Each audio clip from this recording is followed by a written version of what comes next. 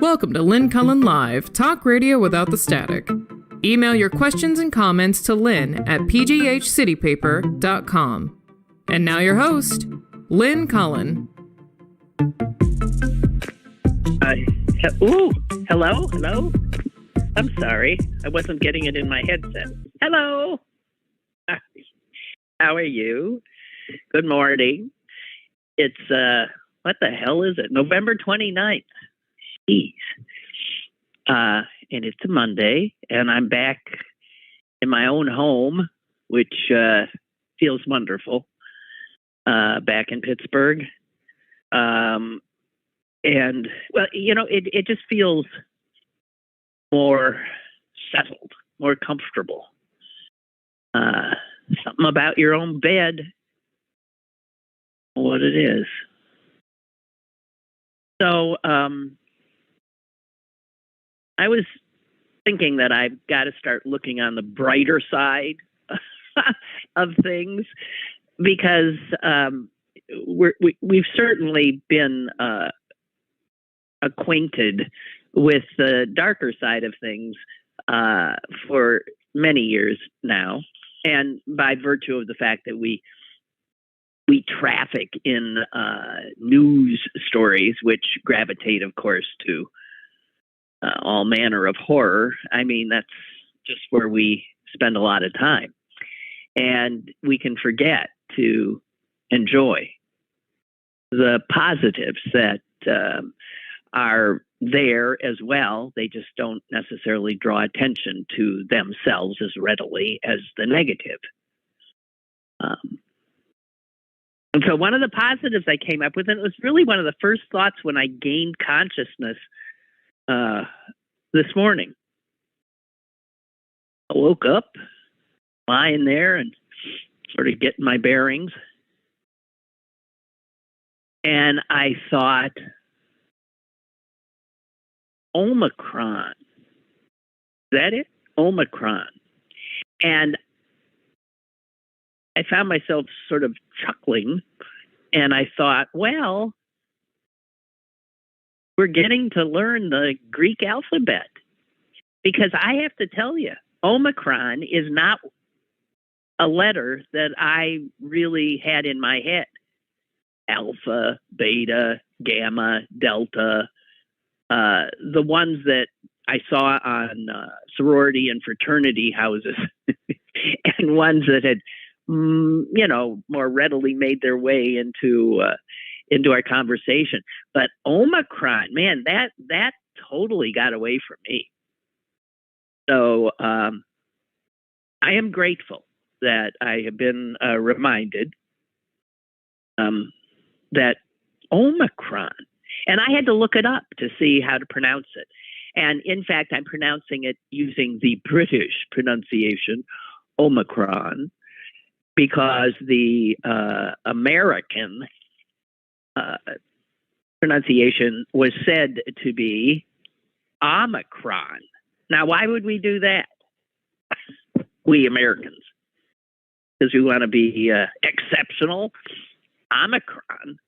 Omicron sounds right to me, so that's what I'm going with.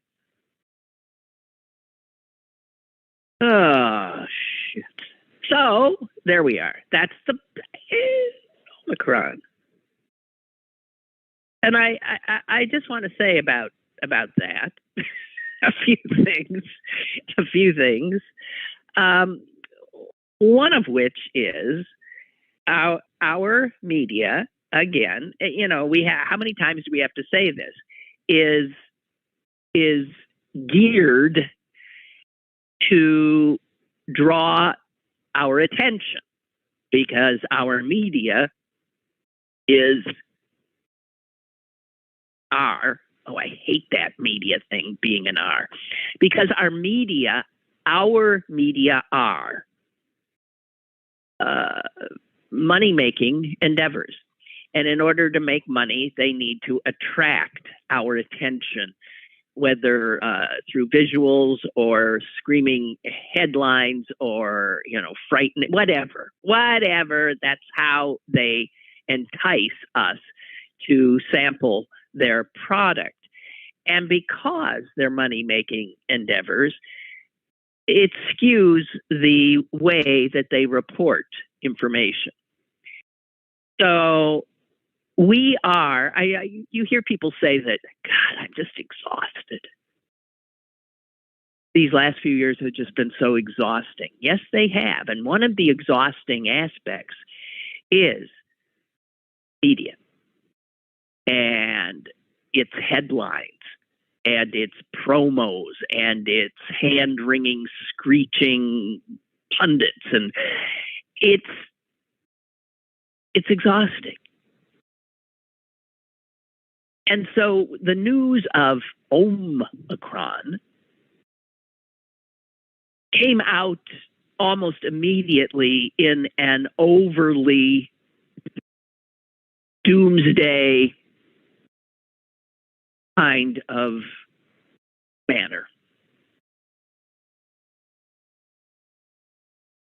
And the fact is we know very little about this. Okay, a new variant has been found. And I don't know how you reacted, but I reacted with fear. Oh no, concern. And the headlines weren't helping me, and the government shutting down borders wasn't helping me. But once you cut through that initial kind of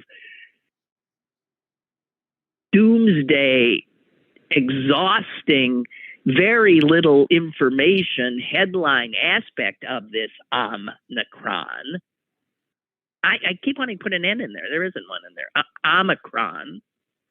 Omicron. I just turned into the. There's something about the word that I find difficult. Well, whatever.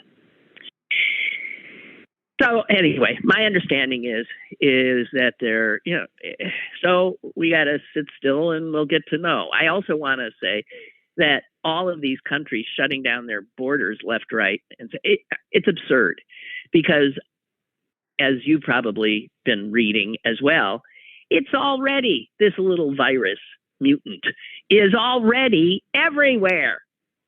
And once it's wherever it is, it's in North America.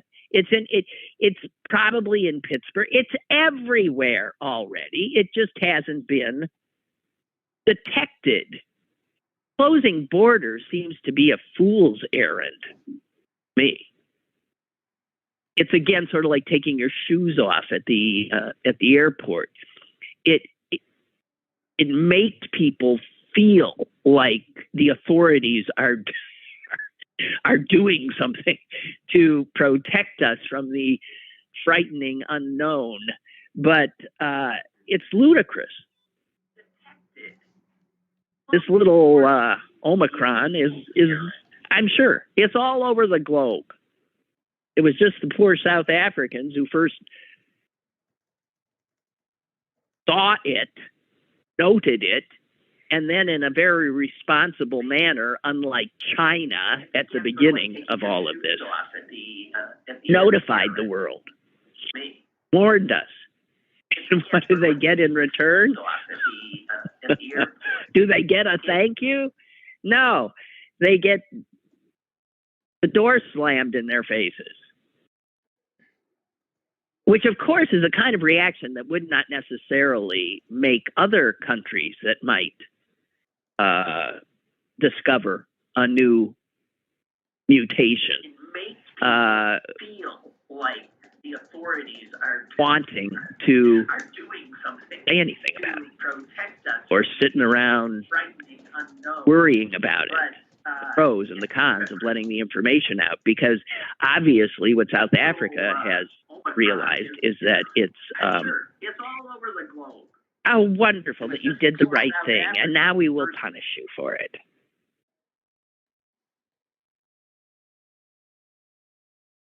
And all of this brings to the fore our absurd idea that if we just hoard all the vaccines, and of course, this huge, reluctant hunk of America that refuses to get the vaccine, The reality is this, until everyone in the world is vaccinated, there will continue to be a risk. And when you create whole parts of the globe, like Africa, that do not have many people at all, I believe it's only 6% of Africans that are fully vaccinated, 6%. Well, that becomes a breeding ground for mutations. And as we know, these viruses like to travel. How they stay alive. They jump from place to place. And so this whole thing of rich countries making sure they're okay and the poorer parts of the world getting the crumbs, as if that is going to really ensure our safety, it's ridiculous, right? It's absurd.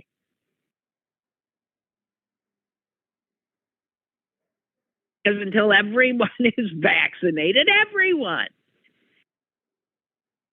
we remain at risk.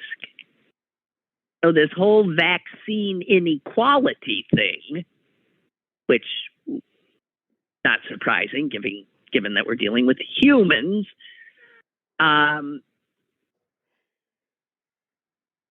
not secure our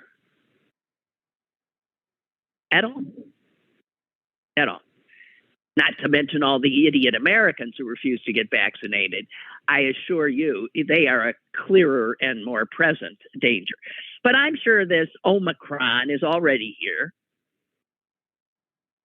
And it will probably, if they're right about it, they think it looks like it's even more transmissible than Delta. Yeah, this will be the new one. And here are the three things they need to know, and they don't have enough information yet to be able to tell us. It appears it is more communicable, more transmissible. And what we don't know is, does it result in more severe disease?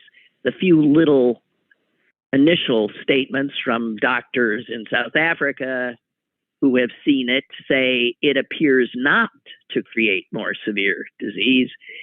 And we also do not know if the immunity we have, whether it's through vaccination or prior infection, will be effective against it.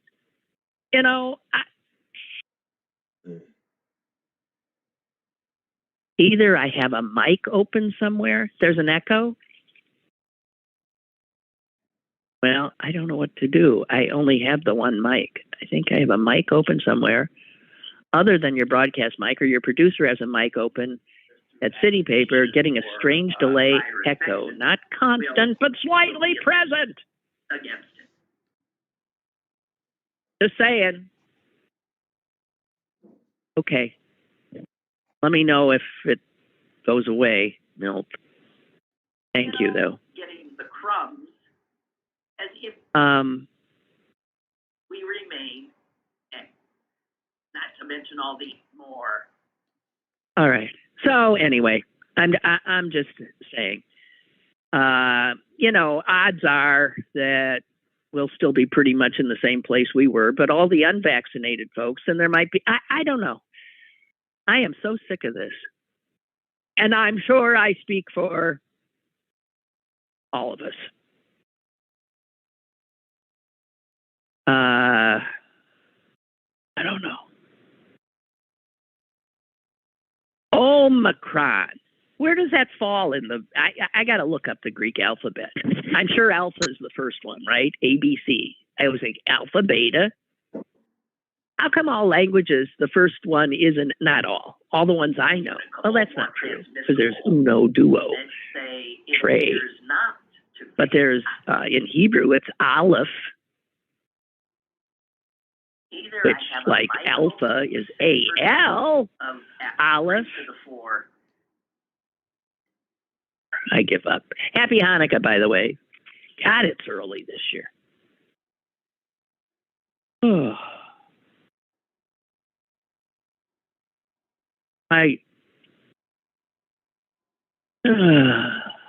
What else I got? I'm sorry. I'm sighing in your ear. One story that has stuck with me that I've seen in the last few days is this story of a 26-year-old guy.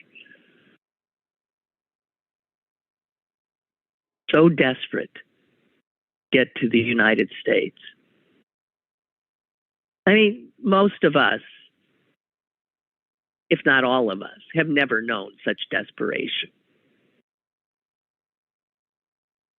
So wanting to get to the United States that he tucked himself into the landing gear of a jet at an airport in Guatemala City.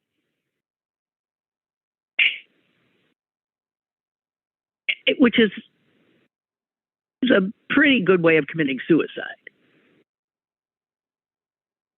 Either freeze to death, or you fall out, or you're crushed when the landing gear retract, or you die from lack of oxygen because those jets fly pretty high and the air gets really thin. I mean, it is just not. How desperate do you have to be? And this guy makes it. That jet lands in Miami, and damn if he doesn't get out. Shaken, dizzy, not feeling too well, but alive. And of course, he's now in the care of ICE. God help him. I think anyone showing that level of, well, could be stupidity, of determination, born of desperation, should be let in. Let that poor guy in. I cannot imagine anyone being so cold-hearted as to send that 26-year-old guy back after what he endured and did and survived. I don't know if we'll ever hear about him again. Ever follow up these stories? Poor soul. Turns out that the FAA has been keeping a tally of how many people have tried to get one place or another by stowing away in the wheel wells or other areas of jets. And it turns out that as far as they know, since 1947, a long time, 75 years ago? 75 years ago. For 75 years, they're aware of 129 people having done it. I don't know if he's 130 or that is not a lot over that period of time. My guess is they really don't have a right number since a lot of those poor folks probably fell out. And of those 129, by the way, 100 are known to have died during the flight, so that when they got to where they had wanted to go, they were dead. There have been a few instances of people surviving.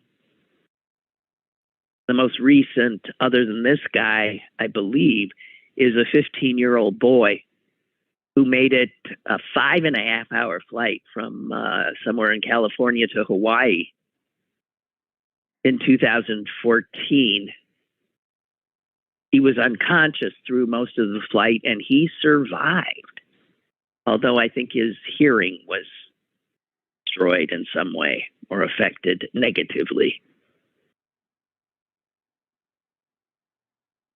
But the most horrific story I heard of in this line was just a few years ago. And you imagine a woman was sunbathing in her backyard in southwestern London. Now, if you've ever been in London, sunbathing in London is not something you get to do a lot. It really is cloudy and rainy. A lot. So the sun came out and this woman jumped into her bathing suit and ran into her backyard and was lying there trying to catch some rays. Well, it's too horrible. The body of a man came falling out of the sky and nearly fell on top of her. Can you imagine? I mean, there are some things where, I'm sorry. Whoa. That would be post-traumatic stressful, wouldn't it? Jeez. Wow. Poor guy. Was one of them who died en route. And then his body, when they put the landing gear down, they were about to land at Heathrow. Landing gear came down, his body fell out.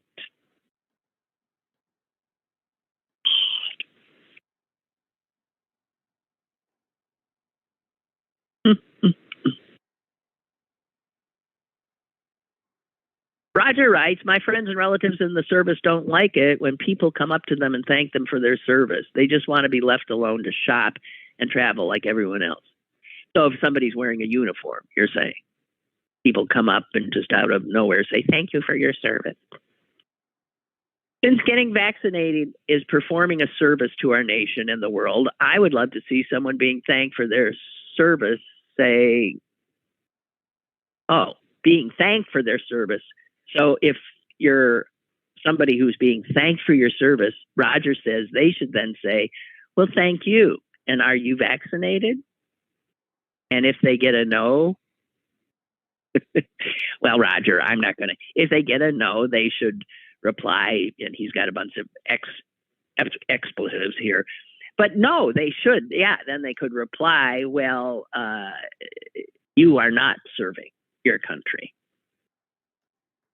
You are not being a patriot. That'd be great.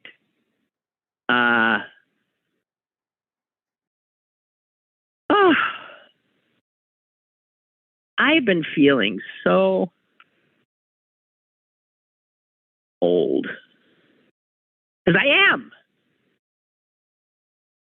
And I think it confuses me because my mom is still, around. Because when you're an old person and your mom is still there, it just, I don't know. But my life just seems to keep popping back to me, my past. Once you're as old as I am, your life is mostly behind you. I mean, obviously, it's all, God knows how, maybe, 99% of it is. I don't know. My life is pretty much lived. And I've had a hell of an interesting life. I really have. And for some reason, this one part of my life keeps coming back at me. I'm not saying like I'm having visions. I'm saying I'm minding my own business and it comes back to me. And I'm going to tell you a story. Pretty well, I don't know how much I'm going to tell. Let's see.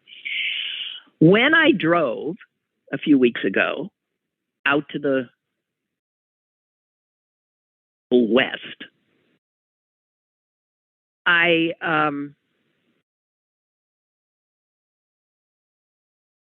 I'm sorry, just getting some messages. I took an audio book with me.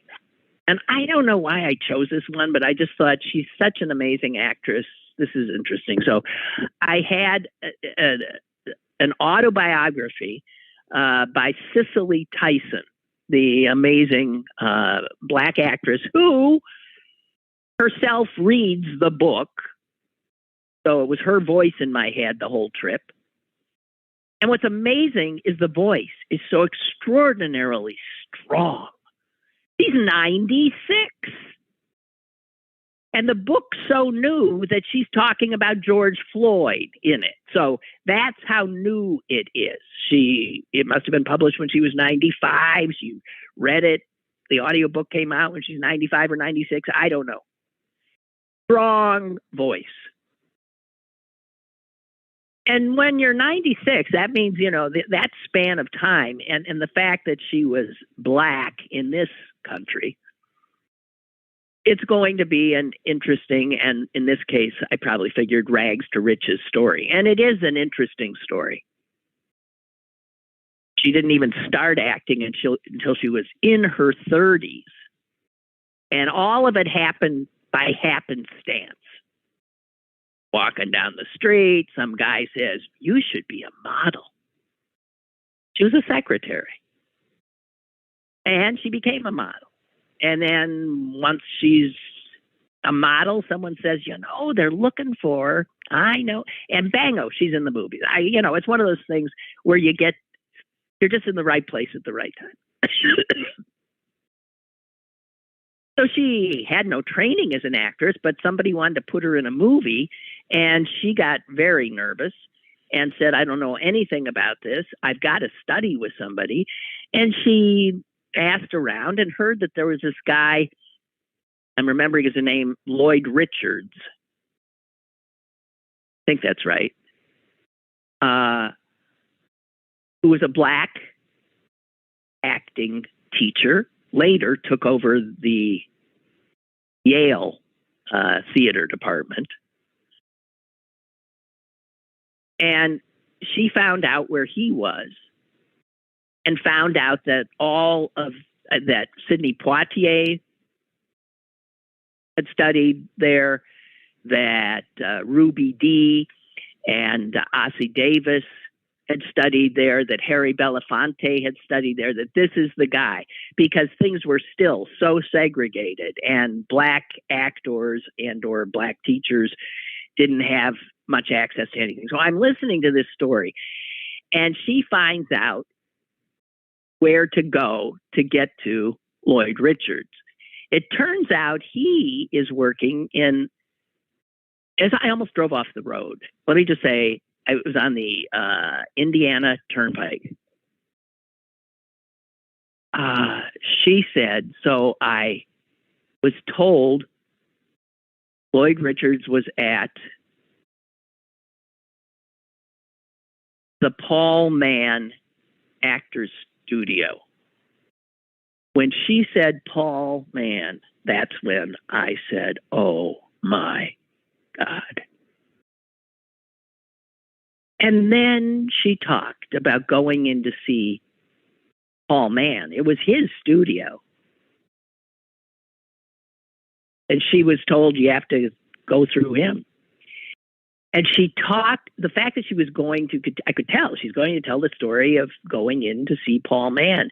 And I thought, oh my God, I know where this is going. Because I too had been told much later than Cicely Tyson, and younger than Cicely Tyson, I was 20, to go and see Paul Mann. I know what happened to me, so I know what was about to happen to her, even though it happened in the 50s.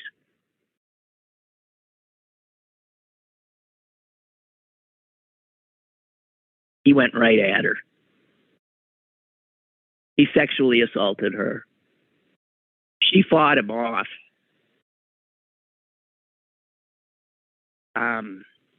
The fact that at the age of 95 and 96, she still remembered so clearly her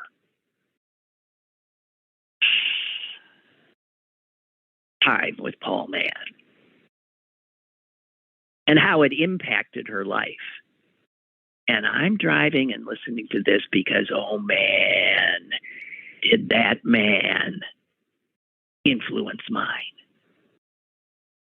even more so.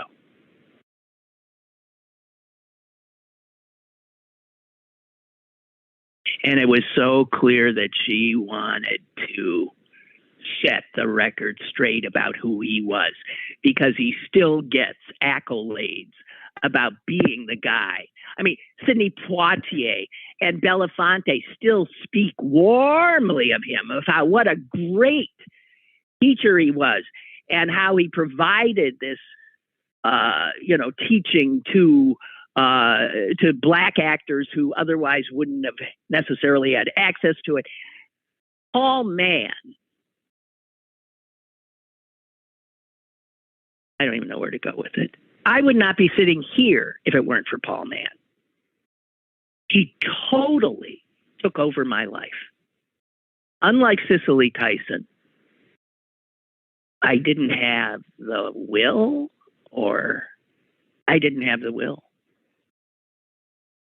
fight him off. I didn't know what to do.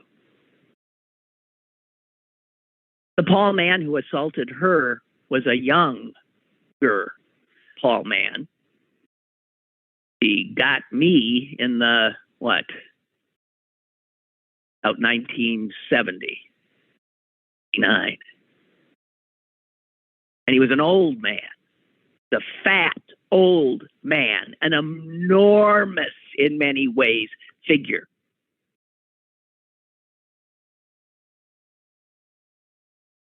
And he was in Green Bay, Wisconsin, not in New York, where he assaulted her, and we later learned God knows how many other women.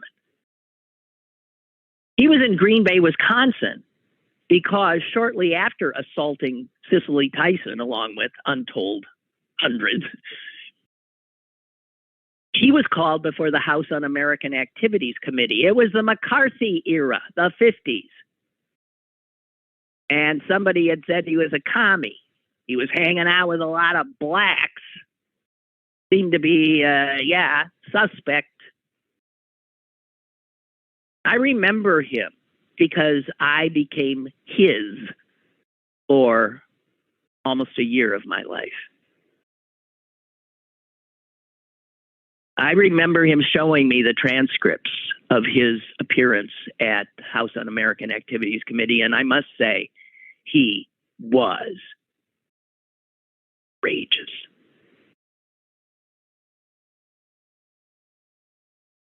And it cost him his career. He was blacklisted.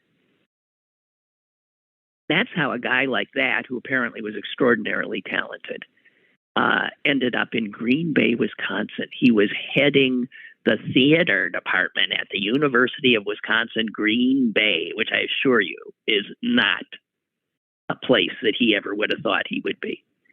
And that's where I met him.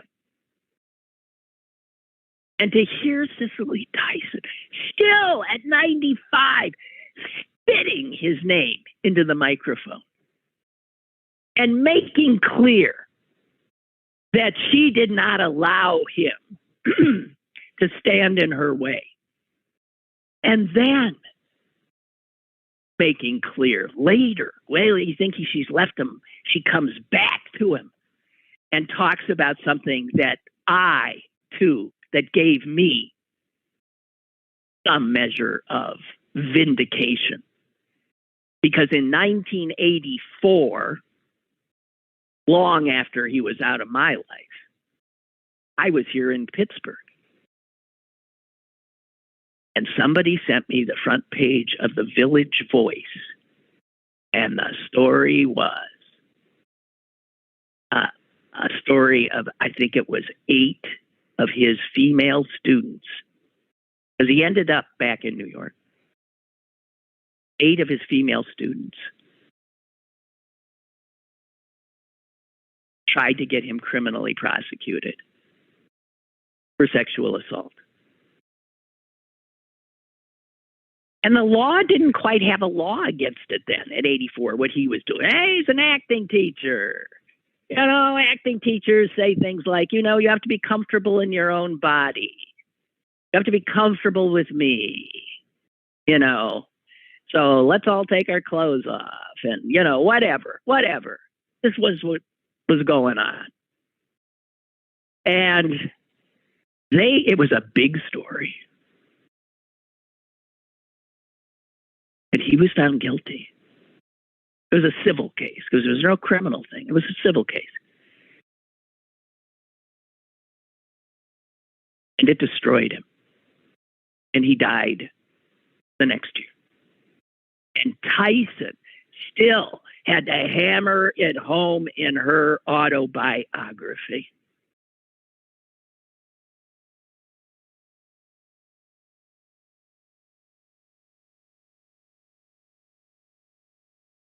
This was at a time in my life when I was as lost a soul as you could ever imagine. I had dropped out of college. I was on my way to San Francisco to, you know,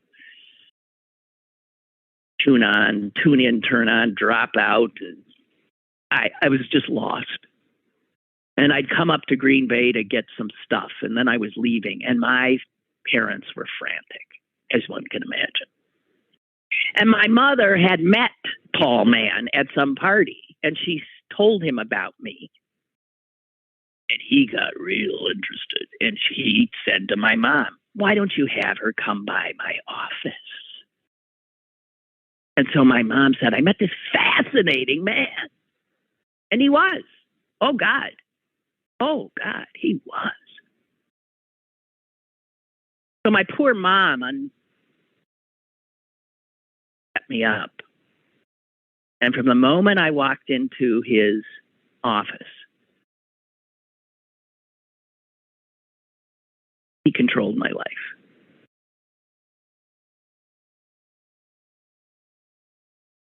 He changed the way I walked. He changed my hair. He would say, if I scuff my feet when I'm walking, now as an old woman, I'll get, you know, a little stuff in my tread. I'll hear his voice. Pick up your feet.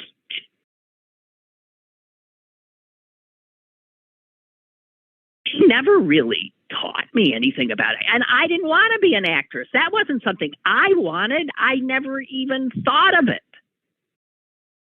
He never taught me. He just took me. But he was a fascinating man with his fascinating history.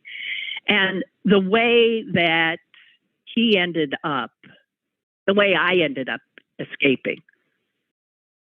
I'm sorry, all this has just been. I picked that book, listened to it. And the way that I got away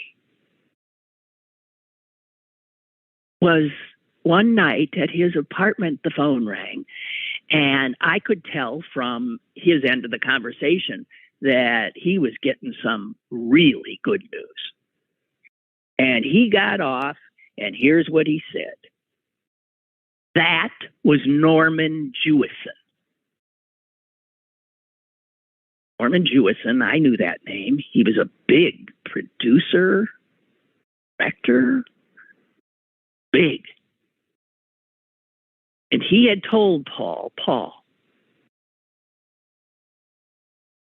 glad I tracked you down, because I think it's time for you to come in from the cold.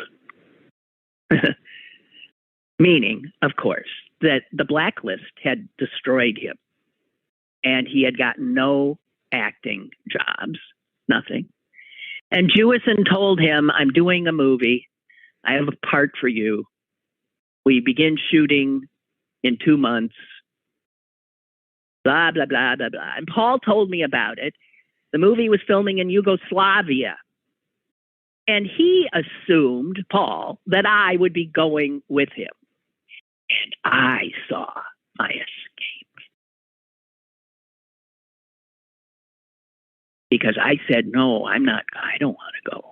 I don't know how I stood up, and he was enraged, but I stood up and said, I'm not coming with you. And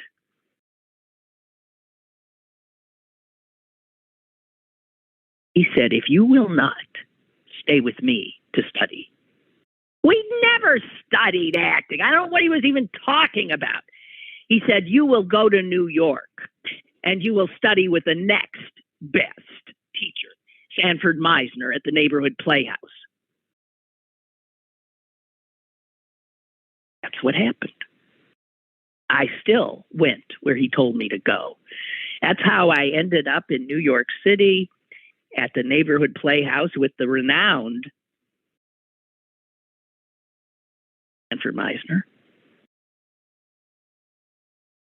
And in that class, only about 60 of us,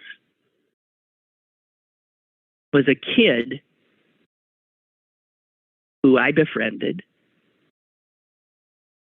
named Jeff Goldblum. And that takes me to the thing that happened yesterday. I'm reading the New York Times, and I turn the page, and there's Jeff looking at me. And he's I don't know what, this was a weird thing where I didn't even understand. It was just like an interview of sorts of him talking about this, that, or the other thing. And at the end, the last thing he says, Goldblum said in the Sunday Times, I think my brother was into Blind Faith and Cream, and Steve Winwood did the original version, which struck me when I was a kid when I first heard it through him. He was my older brother who died when he was 23. It seemed very romantic at the time.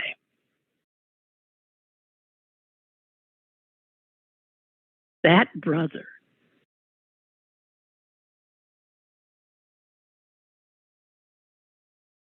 Rick. Jeff had always said, you're so much like my brother, Rick. He felt like we were like, he said, you guys need to get together. And Rick finally came, and we did get together. But he was on his way, I'm remembering, to Casablanca. Morocco. I think it was, Morocco. He was, it was the late 60s, early 70s. It was that time. We were all flower children, and he was a wonderful guy, handsome guy. I don't really remember him well.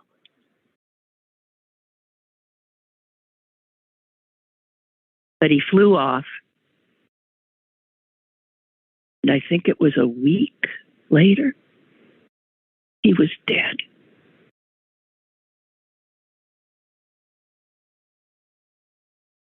It was unbelievable.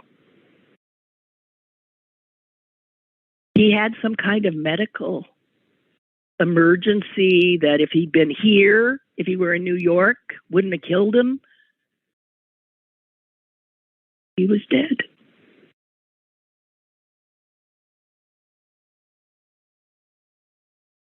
And Goldblum talks about how he was hearing that music that his brother had turned him on to, and he started crying. And how his child found him crying.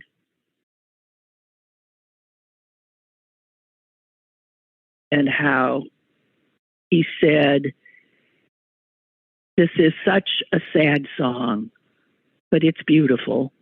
It's a sadness that makes you feel it's nice to be sad sometimes, is what Jeff told his child.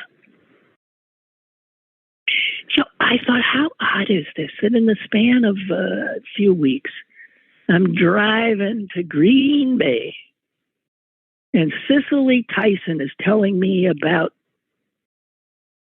a Paul Mann is still in her head.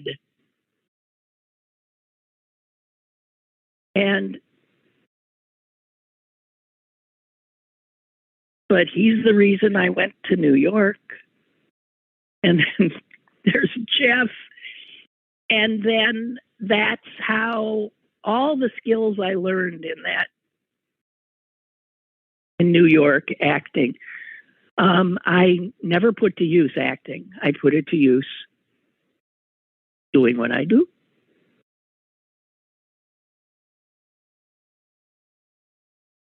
Life is odd. So I often say I have no regrets because one thing leads to another, leads to another, leads to another. And I have had this wondrous life. Wow. Is this what happens when you get old? That the past just keeps coming back at you? Oh. Well, anyway. It's 11 o'clock. Oh, my God.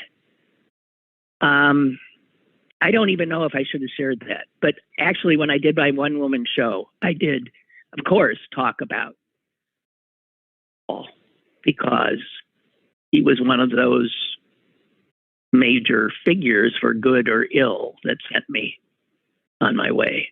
By the way, the movie in Yugoslavia was Fiddler on the Roof. And Paul, if you ever want to revisit the movie, plays the butcher, Laser Wolf, who is supposed to marry one of Tevye's daughters, but she doesn't want him. And by the way, I later heard that while in Yugoslavia, Paul, of course, took up with one of the actresses who played one of the daughters, and I'm not sure which one.